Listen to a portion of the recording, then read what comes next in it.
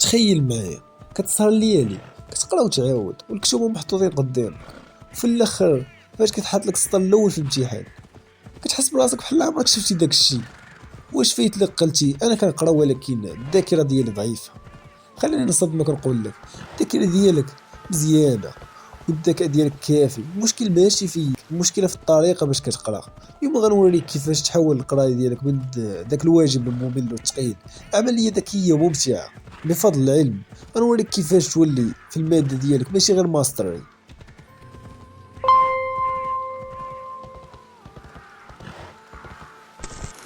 بزاف منا كيوقع في واحد الفخ سميتو الطلاقه، كيشد الدرس كيقرا المره الاولى الثانيه الثالثه كيبان لي راسو فهمو ولا حفظو غير حيتاش الكلمات جاو ساهلين، ولكن الصدمه هي انك غير ولفتيه ماشي تقنتيه. الفرق بين الطلاقه والاتقان هو الفرق بين واحد كيشوف شي واحد كيسوق طوموبيل وكيبان ليه داكشي ساهل، وبين واحد هو اللي شاد الفولان متحكم في كل شيء. القرايه الحقيقيه هي اللي كتحس بها بالتمارين دماغيه حتى تشم فين الدماغ كيبدا يبني في الروابط. قبل ما تبدا واش كتحط الكتوبه فوق الناموسيه ولا حدا التلفاز؟ الا كنتي كدير هكا راك غير كتكذب على راسك. الدماغ ديالك كيربط بين البلاصه والنشاط، الناموسيه للناس دونك دماغ يفرز هرمون الاسترخاء وانت باغي تركز. باش تدخل في حاله التدفق ولا حاله التركيز خاصك واحد الطقوس.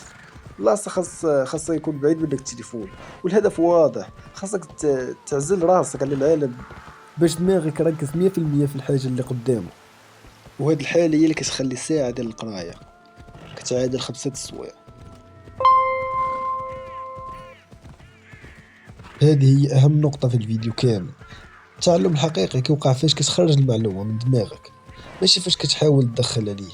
بزاف كيبقى غير يشوف في الكتاب، ولكن الطريقه الصحيحه هي سد الكتاب وحاول تشرح لراسك شنو فهمتي. حاول تجاوب على الاسئله بلا ما تشوف في الورقه. فاش كتعذب راسك باش تفهم تم فين المعلومه كتلصق في الدماغ ديالك.